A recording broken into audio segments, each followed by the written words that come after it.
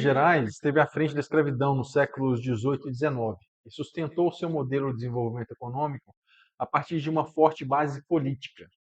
Precisamos entender as relações entre política, economia e sociedade. Afinal, a economia não pode e nunca poderá ser entendida de forma dissociada da vida social e política, como já dizia o Polanyi.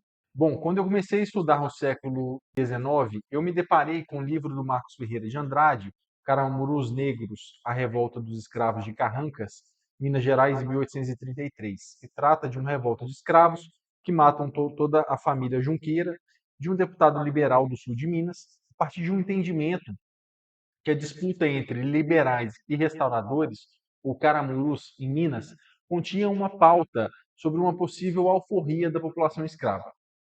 Um pouco mais no século XIX, depois de eu entender o silenciamento das religiões africanas e o peso da escravidão em Minas, eu retomei o cenário político por trás dessa revolta de Carrancas. E é isso que nós vamos tratar aqui hoje. A base do vídeo de hoje é o livro Liberais e Povo, Construção da Hegemonia Liberal Moderada na província de Minas Gerais, entre 1830 e 1834, que foi a tese de doutoramento do Vlamir Silva, atualmente professor da Universidade Federal de São João del Rei. A ressalva de sempre é importante. Meu objetivo deste canal é entender as relações de forças conservadoras em Minas com o modelo de desenvolvimento econômico e como que esse Estado se formou e se desenvolveu mantendo um viés de exclusão social e de afastamento do povo do poder. Então, é claro, eu farei os recortes que me interessam a partir desse livro, deixando para os interessados em se aprofundar nos detalhes da história, as referências bibliográficas e a recomendação da leitura deste livro. Bom, o Vlamir Silva se propõe então a analisar as relações políticas em Minas no início do período regencial no Brasil e por que isso é interessante para cá. Isso é interessante para o nosso canal porque nesse momento na história estavam presentes as sementes de uma corrente política liberal na economia e conservadora nos costumes, e com estratégias de articulação muito interessantes na sociedade de Minas que permanecem até os dias atuais. O período regencial, a gente pode entendê-lo como um momento de disputa de correntes políticas contra e a favor da centralização do poder. Foi um momento quando elites locais passaram a questionar a centralização do poder nas mãos do imperador e era o poder político como um prolongamento do poder socioeconômico dos fazendeiros, proprietários de terras e de escravos. E há quem diga que o poder privado local dos proprietários criava uma atmosfera quase feudal em Minas, com uma fusão do poder político local com o patrimônio privado, criando uma sociedade tradicional e patrimonial, cujo poder estava nas mãos das elites patrimonialistas locais, independente de projeto ou de articulação política. E, sem dúvidas, havia uma dificuldade do poder central em chegar nas periferias do Brasil, nos interiores do país, gerando assim uma predominância do localismo em relação à profissionalização burocrática. E, ao mesmo tempo, havia a presença de uma elite política educada formalmente em Coimbra, que seria responsável pela estruturação e condução do Estado e pela construção de uma ordem a partir de uma profissionalização burocrática. Ou seja, havia uma contradição e choques intensos entre uma sociedade extremamente arcaica e uma elite com esforços de modernização do Estado. E somando-se a isso, também ocorreu ali a abdicação de Dom Pedro I do trono em 1831, instaurando assim um período regencial com extrema agitação e instabilidade política. O recorte feito pelo Vlamir Silva é localizado aqui em Minas e temporalmente datado entre 1830 e 1834, mas é suficiente para entendermos a dinâmica de poder estabelecida e também para compreendermos qual foi a relação com o nosso objeto de estudo sobre o conservadorismo político e ideológico neste Estado. Bom, Minas Gerais, na primeira metade do século XIX, era uma província do Império Brasileiro que continha a maior parte da população, além de grande proximidade com a capital e com o porto do Rio de Janeiro, com uma extensa malha urbana e com um corpo político-administrativo consolidado, ambos herdados da mineração do ouro, do período da mineração do ouro, e, é claro, com uma forte presença da religião católica. Para diversos autores, havia um certo equilíbrio na relação cidade-campo.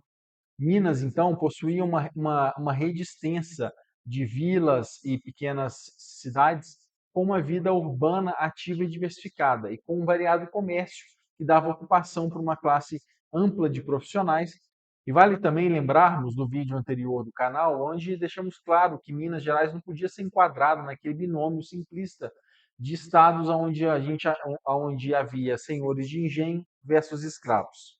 E além da máquina administrativa instalada aqui em Minas por conta da fiscalização do ouro no século XVIII, havia no início do século XIX um número bem significativo de pequenas e médias propriedades, considerando o tamanho e a posse de escravos. Eram propriedades que mesclavam tanto o trabalho familiar quanto o trabalho escravo. E devido a esse isolamento de Minas, somado a uma busca de uma possível diversificação econômica, houve alguns ensaios de industrialização, ou nas palavras do Douglas Libby, uma proto-industrialização mineira, ainda na busca de uma autossuficiência da economia provincial, ou então, para Teófilo Otoni, um desses liberais que a gente vai estudar, uma relação entre industrialização e um instinto de liberdade mineiro. Bom, essas várias ocupações de agricultores, mineradores, operários, comerciantes, dentre outros, giravam em torno de uma economia de abastecimento. E é claro, o cenário social se tornava muito mais complexo ao considerarmos que parte dos chamados desclassificados do ouro não foram absorvidos por essa economia de abastecimento. E ainda formando o cenário social do século XIX, ao contrário de São Paulo e de outras províncias cujas atividades eram voltadas para a exportação, em Minas teria se configurado uma sociedade escravista, mas democrática, com uma certa difusão na posse de escravos e com uma diversidade de atividades econômicas e relações sociais mais complexas. E daí já dá para imaginar que essa base de pequenos e médios proprietários criava uma base muito forte de sustentação política e social, e mais orientada para o liberalismo. E como isso se une na questão da disputa de poder no período regencial? Ao traçar o retrato da elite política mineira nas décadas de 1820 e 1830, Vlamir destaca os proprietários de terras, de escravos e os comerciantes, e também alguns indivíduos que se destacavam pela sua capacidade intelectual e de mobilização, incluindo padres e profissionais de carreiras burocráticas e administrativas. Mas o que é que unificou a elite? Vlamir se alinha com o Alcir Lenharo, que é o autor do livro As Tropas da Moderação, aonde ele aborda que a atividade política naquele momento estava intimamente ligada à propriedade. Política e negócios, então, eram duas faces da mesma moeda, e a escravidão foi um ponto em comum de interesse da classe proprietária. Dos liberais mais conhecidos, nós temos Bernardo Pereira de Vasconcelos, o padre José Custódio Dias e o Honório Hermeto Carneiro Leão, que ambos importaram escravos do Rio de Janeiro. E mesmo entre os não proprietários, havia uma grande obsessão em identificar-se com os ricos proprietários e quase uma não menção ao povo. O padre José Antônio Marinho foi um desses que raramente destinavam a palavra a pessoas mais simples, mesmo tendo uma origem pobre e tido como mulato. E mesmo sem serem proprietários, o movimento contou com formuladores, difusores e representantes de um projeto político alinhado com os interesses dos proprietários de terra, de escravos e comerciantes. É importante também refletirmos sobre, então, qual que era esse modelo político. O modelo político, basicamente, ele visava preservar o modelo de produção vigente e o comércio de abastecimento em Minas, consolidando as hierarquias e projetando proprietários e membros dessa elite em âmbito nacional a partir de uma representação social. Mas o diferencial, que vale uma reflexão, é sobre como esse projeto político foi conduzido. E isso é muito importante, pois a construção de um projeto de poder, de um projeto político, passou e ainda passa pela difusão de ideias, o estabelecimento de uma nova cultura liberal que tivesse consenso naquela sociedade. Ou seja, uma ampla divulgação, uma consolidação de ideias e um convencimento da população. E é nesse sentido que temos que entender que a incorporação de elementos simbólicos foi sim um fator muito importante para a naturalização dessa hegemonia e para a consolidação de um projeto de poder. E é nesse sentido que o autor utiliza as teorias do poder simbólico do Pierre Bourdieu, no sentido que um senso comum é construído e naturalizado, e ele produz o sentido de uma realidade quase imutável. Bom, as elites, naquele momento, elas foram as detentoras do capital simbólico dessa classe dominante. E foi ela que construiu um discurso capaz de produzir uma grande hegemonia, e que funcionou sim como uma região aglutinadora de reforço de ideias, crenças e de opiniões. Isso significa que a elite ela fez uma mediação entre a sociedade civil e o Estado a partir de um discurso e de símbolos que se tornaram institucionalizados. E se pensarmos bem, a própria formação da nacionalidade brasileira não tem nada de revolucionário. O país nasce dando continuidade a uma ordem existente e ainda com um regime monárquico. E essa era a grande preocupação do momento ao estabelecer uma transição para o império. E é nesse sentido que o autor também mostra que em Minas, depois da tentativa frustrada da Inconfidência, a preocupação da elite sempre foi manter a ordem, que é um tema que a gente aborda muito aqui no canal. Havia uma discussão entre um possível retorno a um poder monárquico absolutista e centralizador, e, de outro lado, uma busca por uma autonomia da província, flertando com tendências republicanas. Mas o que de fato unia as elites mineiras de diferentes regiões era sim a defesa da ordem, era o medo de sublevações escravas naquela sociedade. E foi diante desse quadro que a defesa da monarquia ganhou mais importância. Isso significou que, ao mesmo tempo que se buscava maior autonomia e descentralização, revigorava-se em Minas a ideia da monarquia, culminando num projeto de monarquia constitucional. Bom, e a sustentação desse projeto de poder se deu através da criação de uma extensa rede de jornais e de periódicos, que foi muito significativa para sustentar o pensamento dessa elite liberal, com destaque para o jornal O Universal de Ouro Preto, que ficou vigente entre 1825 e 1842, e também para o jornal Aço de Minas, em São João del Rei, entre 1827 e 1839. E não é à toa que a imprensa se tornou um grande referencial de ação, buscando atingir setores e camadas da população com baixo acesso à informação. E o autor também ressalta que as festas eram espaços criados para a difusão da cultura política liberal, incorporando conceitos de liberdade, de constituição e de patriotismo. E vários símbolos ali foram incorporados, como ramos de café e fumo, simbolizando frutos dos trabalhos da terra. E as festas, então, passaram a incluir salvas, hinos, ornamentações, que foram relatadas de inúmeras vezes nos periódicos regionais, criando ali uma memória social. E o teatro também mudou, tratando de questões relativas à Constituição, e ambos buscavam, então, substituir essa memória monárquica e religiosa e criando ali uma pedagogia organizada. E uma outra forma de disseminação da doutrina liberal nos 800 foi através das livrarias e escolas. Mesmo com uma população majoritariamente analfabeta, próxima de 70% do total, de uma grande elitização da educação, os liberais mineiros criaram livrarias, fomentaram leituras em conjunto e trouxeram ali a inserção da preocupação com o constitucionalismo nas principais escolas e seminários, estimulando assim a circulação e o debate de ideias. E mesmo assim, a educação em Minas, na primeira metade do século XIX, a gente ainda pode entender como um grande privilégio da elite, com praticamente zero de ação sobre a educação pública e uma ausência de universidades, até mesmo pelo interesse de Portugal em preservar aqui a dependência em relação ao Império. E uma terceira forma de disseminação das ideias liberais ocorreu a partir das sociedades políticas a partir de 1831, que, ao contrário das sociedades secretas, articulavam amplamente a publicidade da defesa de um sistema monárquico representativo e, como aparece no jornal Universal de Ouro Preto, essas sociedades fomentavam ligar os mineiros a um mesmo pensar e também conservar na boa ordem. E vale uma ressalva, né, para algo que já tratamos aqui.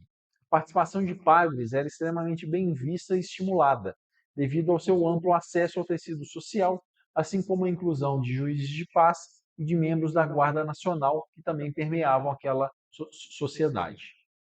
Bom, através desses personagens, dos periódicos, das festas e das livrarias, os liberais moderados mineiros tentavam construir, então, uma opinião pública a partir da interação de diversas dimensões e símbolos, para criar, assim, um consenso político e cristalizar seus ideais naquela sociedade. E como defende o Vlamir, a elite política liberal moderada, dessa forma, se construiu de forma concomitante à classe proprietária, formando um único bloco político. E o principal traço desse liberalismo moderado, tanto em Minas quanto no Brasil, foi sim uma junção, então, da monarquia com o liberalismo constitucional. Isso ainda dentro de uma sociedade escravista colonial. Então, ao mesmo tempo que aqueles autores buscavam eliminar o despotismo, afirmando que a liberdade seria algo nocivo, que não seria subordinado às leis da justiça e da sociedade, essa mesma elite apresentava uma lógica extremamente patrimonialista que permanecia defendendo a escravidão e o latifúndio.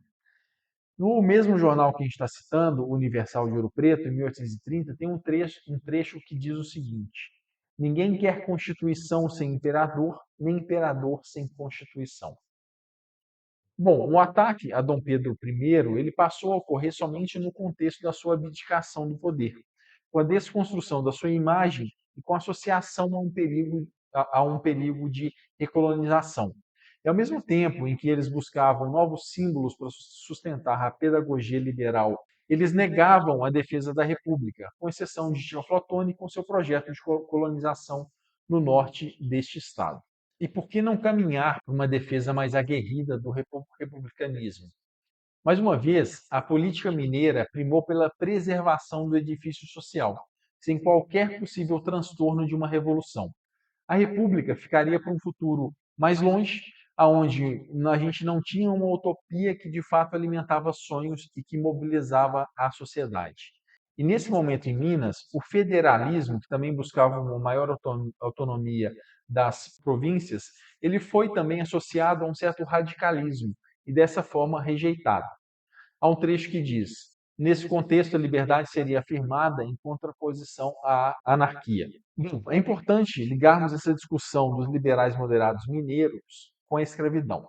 E como sempre na história de Minas, o pensamento liberal encontrou um limite quando se deparou com o limite da liberdade na parte menos favorecida da sociedade. E há diversas passagens nos periódicos da época que deixam isso muito evidente. No jornal Astro Minas, no ano de 1829, diz o seguinte: a escravatura é um mal, porém a sua repentina supressão há de infalivelmente causar grandes transtornos à vossa agricultura. Também no Jornal da Sociedade Promotora da Instrução Pública de Ouro Preto, em 1832, diz o seguinte: o Brasil quer ser livre, mas não pretende ser anárquico. E há vários outros também anúncios de venda e de procuras de escravos fugidos, que eram divulgados nos jornais daquela época. E eu também já comentei no vídeo anterior de várias ações da elite política mineira em tentar adiar o tráfico de escravos. E há um relato também no jornal Estrela Marianense, que diz o seguinte: cessou o tráfico da escravatura africana e um futuro desastroso, sem dúvida, nos aguarda. E também no jornal Universal, em relação à lei antitráfico, diz o seguinte: para nos expressarmos mais claramente, há de ser ela mesma derrogada.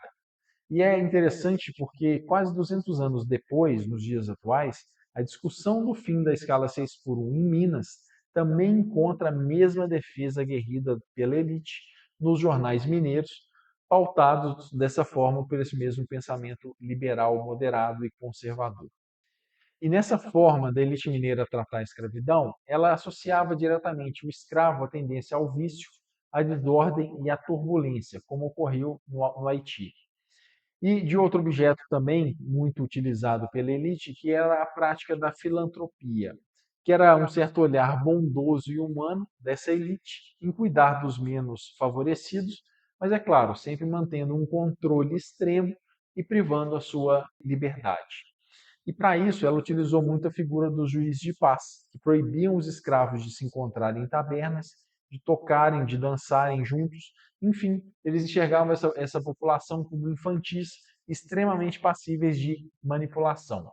E é claro, diante do alinhamento da elite política com a elite proprietária de terras e de escravos, temia-se que revoltas como a de Carrancas em 1831 ocorresse novamente.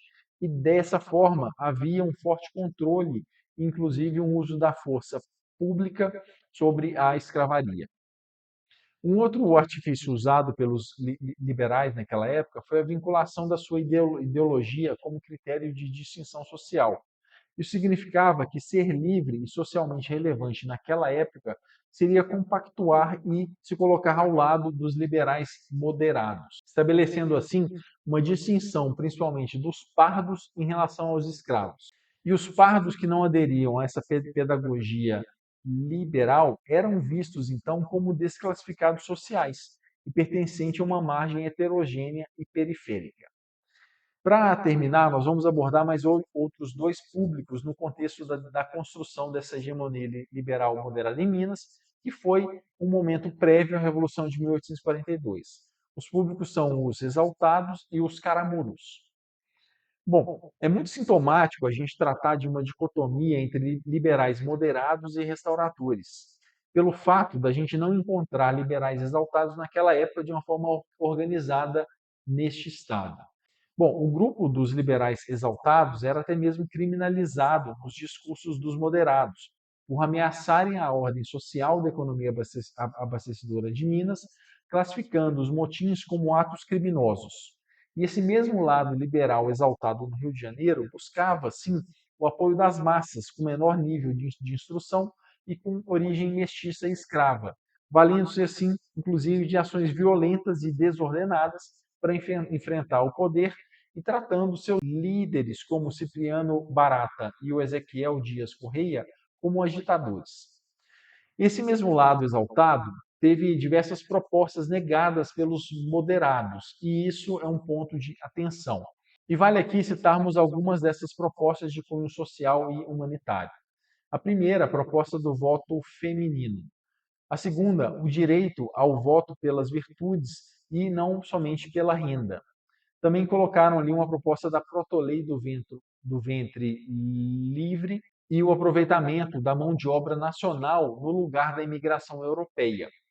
Também havia uma proposta de uma reforma agrária que incluía o aforamento de terras para agricultores mais pobres e também uma recuperação de propriedades ilegais pelo governo. E tudo isso foi negado pelos moderados, assim como outras propostas de caráter mais econômico. Como exemplo, o fechamento dos portos para mercadorias inglesas, o tabelamento de aluguéis e víveres, o apoio financeiro para a indústria nacional. Também negaram a proposta de suspensão do pagamento de empréstimos contraídos com a Inglaterra e a proposta de uma reforma tributária. Então, dá para entender agora a origem desse conservadorismo mineiro que nós temos nos dias atuais? Tudo isso foi gestado nessa década de 1830. Depois, vale um vídeo especial sobre Bernardo Vasconcelos e sobre o Teófilo Otoni, nomes que conhecemos nas ruas e cidades de Minas. Especialmente sobre o Teófilo Otoni, é interessante como que a sua proposta de republicanismo, uma democracia de classe média de gravata, com a criação da sua Filadélfia no Vale do Mucuri, foi gestada e idealizada como um governo da burguesia, onde haveria ali uma série de proprietários empreendedores sem combater e tratar diretamente sobre o tema da escravidão e do latifúndio. Então, isso diz muito sobre esse pensamento liberal em Minas. E, por último, vale a gente falar sobre os caramurus, que nós já citamos no vídeo da Revolta de Carrancas de 1833. Eles eram tidos como herdeiros do pensamento absolutista e também chamados de restauradores, tendo no periódico O Telégrafo o seu principal veículo de comunicação. Eles eram conhecidos como restauradores e defendiam a sobrevivência do direito divino dos reis na Constituição de 1824, e para isso se valiam muito da forte religiosidade católica presente em Minas e utilizavam práticas de disseminação de boatos como um incentivo à sublevação escrava. Ao mesmo tempo, carregavam também a herança colonial, um objeto de ataque e críticas pelos liberais. E mesmo com os embates com os caramurus restauradores, em especial no episódio da Sedição de Ouro Preto de 1833, também conhecida como Revolta da Fumaça, os liberais moderados lograram sim sucesso em criar uma imagem de uma hegemonia em Minas, o que credenciou os mineiros a terem um lugar muito relevante na mesa da política nacional. E um exemplo disso foi a fundação da Liga de Províncias em Defesa da Ordem Constitucional, com a liderança de Minas, envolvendo as províncias de Goiás, Mato Grosso, Pará e do Maranhão. E, de uma outra forma, podemos dizer que até mesmo esse evento da Revolta da Fumaça, onde havia uma antinomia criada com os caramurus, foi muito útil para os liberais moderados mostrarem esse consenso criado na sociedade e para consolidar a sua hegemonia em nível regional, na contramão de outras províncias que tiveram que aguardar o avanço dos liberais no governo central. E o que podemos tirar de aprendizado para os tempos atuais? Primeiro, que o embrião desse pensamento liberal em Minas prezou pela ordem ao conciliar a monarquia com a Constituição, sem avançar para o republicanismo. Segundo ponto, que ela construiu uma pedagogia com diversos tentáculos pela sociedade, criando símbolos, atuando nos jornais da época, comentando discussões políticas e o comércio de ideias. Terceiro ponto, que essa elite não permitiu o avanço dos exaltados, que sim tinham propostas realmente transformadoras, além da manutenção da ordem. Quarto ponto, essa elite trouxe os pardos para o seu lado a partir de uma promessa de diferenciação social e associando os escravos a uma desordem. E quinto ponto, criando um forte laço da elite proprietária de terras e escravos com a elite política, mantendo assim a população totalmente à margem do processo político regional. Fica claro, então, que o conservadorismo mineiro não foi fruto do acaso, mas sim de um projeto político. Por isso, é importante entender as origens do século XIX e por que esse estado de Minas ainda opera sob uma lógica de conciliação por cima e de exclusão por baixo. Obrigado. Acompanhe o canal, comentários, sugestões e críticas, coloquem aqui embaixo. Um abraço.